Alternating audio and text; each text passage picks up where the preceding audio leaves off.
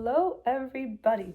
Today I am back with another YouTube video, and today we are going to be talking about the hospital.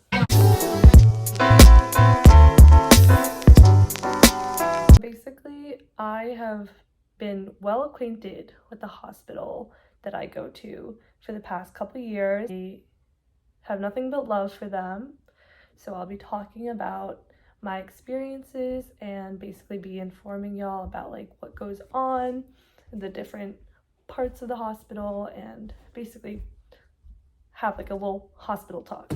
The fall of my sophomore year and junior year, I went to inpatient. I'm sure a lot of y'all know, but that is like where you stay overnight and you're being monitored every 15 minutes, and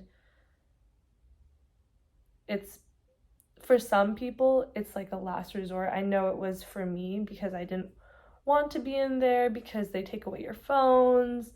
They're checking in on you literally every 15 minutes to make sure you're okay, which is great. You have a roommate, at least I did, which, you don't have any privacy, which is why I was so hesitant to go in.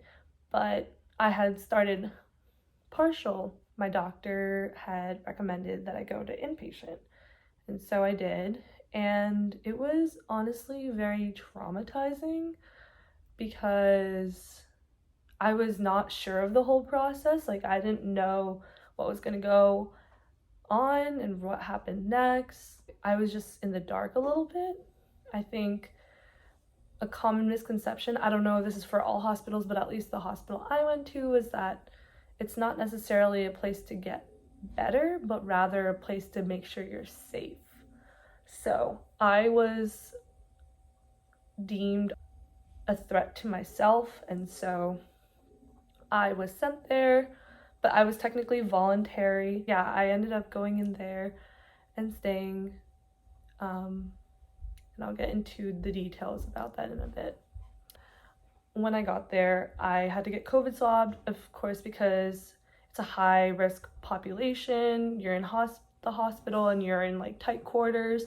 So I had to get COVID tested. The labs took about 2 hours. So I was just in a room by myself for 2 hours, but at least I had my phone to entertain myself. But again, I was in tears because I had no idea what was going on.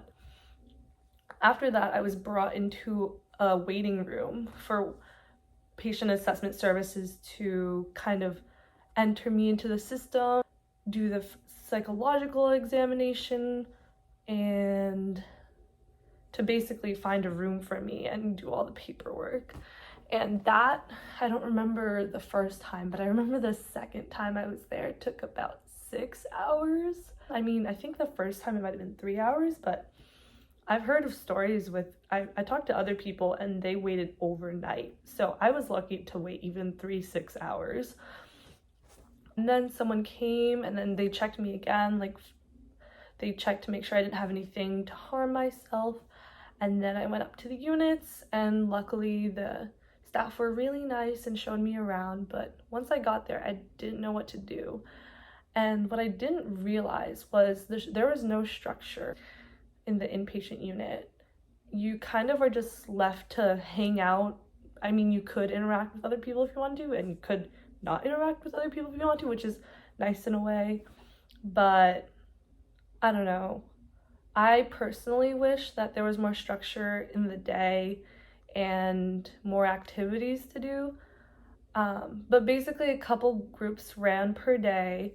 There would be relaxation groups sometimes. There would be like therapy groups, and I really liked those groups and I wish there was more of them. But other than that, people either watched TV or stayed in their rooms, and I was a big fan of staying in my room. But I did make some friends, which was nice. I was in the adult general unit, and so there were some people my age, some people older, but I had a 53-year-old roommate actually who also had bipolar, and she was a darling. So I had no complaints there, and she definitely made me feel more comfortable in being in the inpatient unit. Both times I went, I very much did not need to be there for long because I think I needed to be in a safe place at that moment and for like a certain amount of time to make sure I'm not a danger to myself.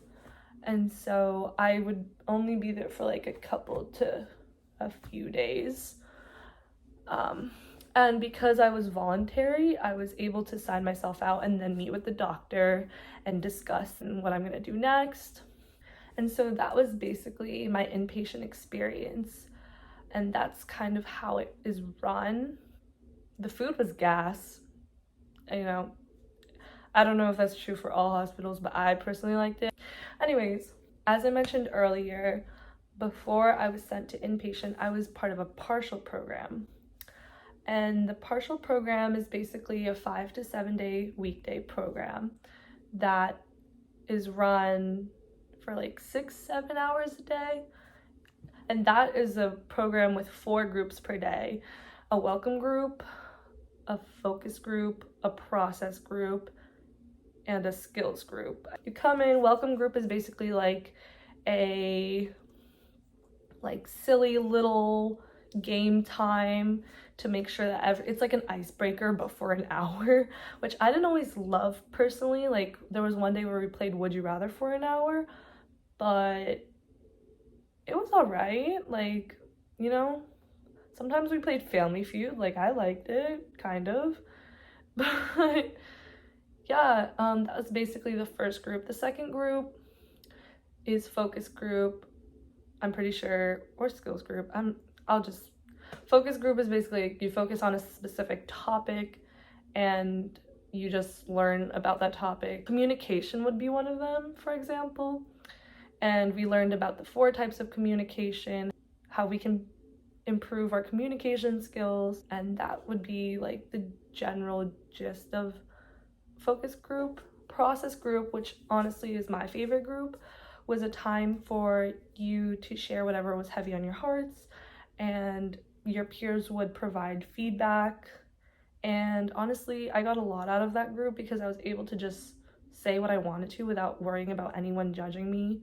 And I shared like pretty deep things that were bothering me, things I wanted to improve on. And people are nothing but supportive and provide like pretty good feedback because they're also going through something similar. Obviously, there were guidelines to these groups, especially process group. Like you couldn't glorify substances, and you don't use vulgar expressions, and you don't go into graphic details about like, say, suicidal ideations or actions. And so it was a safe place for everyone, which was really nice. And I personally had a really good experience during process group. And then lastly, skills group, which is like you learn a new skill, was also very nice. I don't really remember. I have to like reference like my notes because I did take notes. But skills group, self-explanatory, you learn skills. I started it sophomore year, which ended up being an inpatient. Junior year, second semester, I tried partial again, was discharged 2 days early because I was not in the right mindset to be doing this program. This summer, like literally 2 weeks ago, I started the partial program again, and I was really motivated to help myself to get better, and I think it honestly helped a lot. It was the first time I actually finished the program the full 5 days, which I'm really proud of myself for doing. I think I really got a lot out of it. I would say if you were going to do the partial or the IOP, which I'll get into next, take notes, get it, like write things down because you're going to forget what you learned like in the future. So you have something to reference back to. We also have a lot of worksheets and like a folder, so you can also reference your folder, but I like writing things down so that I like ingrain it in my head. But yeah, last but not least, intensive outpatient, which is very similar to partial program, but it runs for a month long and it's 3 days a week. I know for me it was Monday, Tuesday, and Thursday, and that was like about 3 hours each session. And I think it's the same 4 groups, but just a little bit shorter.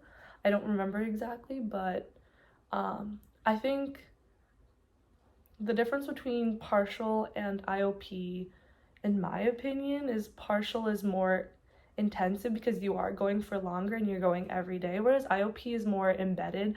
And the IOP is ideal for if you're in college or school because you are able to do it after classes and it works better with your school schedule. I don't know if that's true for everyone, but I know I didn't have any evening classes, and so I was able to go to that while still taking my classes.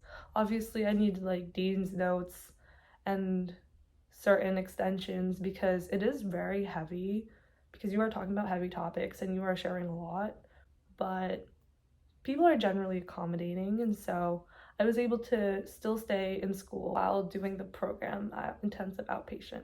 But basically, intensive outpatient is very, very similar to partial. It's just the scheduling that's a little bit different. Overall, I would say my experiences in the hospital were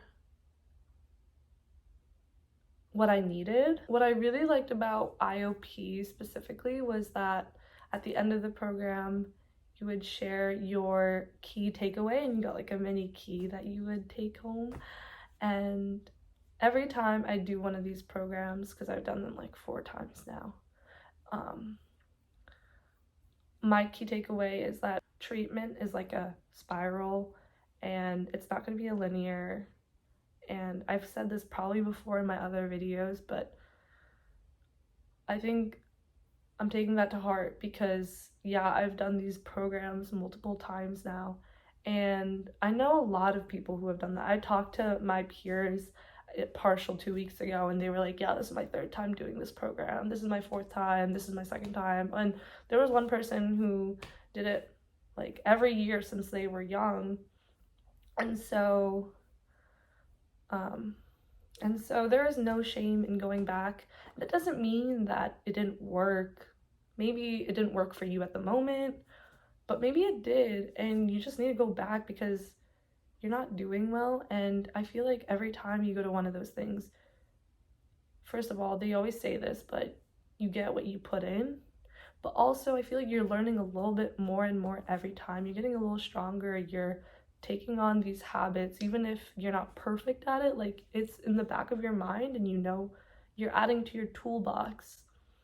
So it's like, although last time I said that I would take regular walks and journal and I didn't, it was something that was constantly in the back of my mind. And it wasn't until the 3rd time I did partial that I started this habit. And I think that's something also that's very important about doing a program like partial or IOP. They say that building a habit takes 90 days, and partial is only 5 days, and IOP is only a month. And so it's really on you, which is a lot, but it's really on you to be the leader of your own path and create those habits and take the 90 days. I mean, I don't have any habits, and if you're not there yet, that's completely okay. If you're not in a good place, if you are in a good place and you still haven't created those habits, that's completely okay. Because to be honest, guys, like, I have been saying that I'm gonna walk and journal, and I mean, I haven't done it every day perfectly yet, but I'm trying. I'm doing it a few times a week, and I think that's really good for me, and I think I'm gonna try even harder to make that a more consistent thing. But bottom line is, you don't have to be perfect in treatment. And as long as you're doing something for yourself, like, but yeah, I mean, like, I'll admit it, like, I still am struggling to go to the gym. But I went last week, like, once or twice, and that's already a celebration. So I think also with these programs and the hospital is to celebrate yourself and be proud of yourself because those things aren't easy. I know I felt so much guilt and shame for being an inpatient and for doing the partial program and the IOP. And when I opened about this in process group, someone said, would you shame someone if they went to the hospital for a broken arm? And that really resonated with me because you wouldn't. And I think that just goes into how much mental health is so stigmatized still, because it's like, why am I so embarrassed to tell people? Obviously, like, society is still in a different place, and you know, it's going to be a long time before it's normalized to have mental health problems. But you know what? This is why I make this YouTube, because I will say it. I have bipolar and I go to the hospital a lot, and that is okay. I need help and I'm getting it, you know? And I think that is what I really hope that y'all do for yourselves too. Even though family, friends might look at you a different way, do what you need to do. Because again, if you had a broken arm, would you really not go to the hospital? Like, and so what I relay to you is it's okay. It's okay if you need to go to inpatient. It's okay if you need to do partial or IOP, if you need to see a therapist, if you need to talk to a counselor. A lot of you have like reached out to me on Instagram, and I love talking to y'all, because you know what, if I can be of help in any way, like I'm there for you. Like I know how it is. Like as long as you are taking any step to getting better, like that is something to celebrate and be proud of yourself for.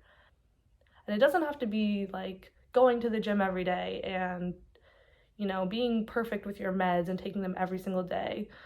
But even if it's taking a shower or saying hi to a friend, because that shit can be really hard. And that stuff can be really hard when you're going through it. I want to say it. I am proud of y'all who are watching. I don't know who y'all are necessarily, but I know by watching this, you are trying to take in more information, learn more, and really you're confronting your mental health. By watching this video, you are making a statement to yourself that you, whether it's a step towards acceptance, a step towards finding more information, a step towards not feeling lonely, you're watching this video right now, and I am proud of you. So thank you for watching. And you know, the easiest way to reach out is through my Instagram, which is j.sim. If you have any questions, concerns, comments, or you can comment down below. But I read all of them, but I don't necessarily reply to all of them, but I do read all of them. I'll try to respond more on this one. I just get really busy with life. But thank you for watching again, and I look forward to seeing y'all in my next video.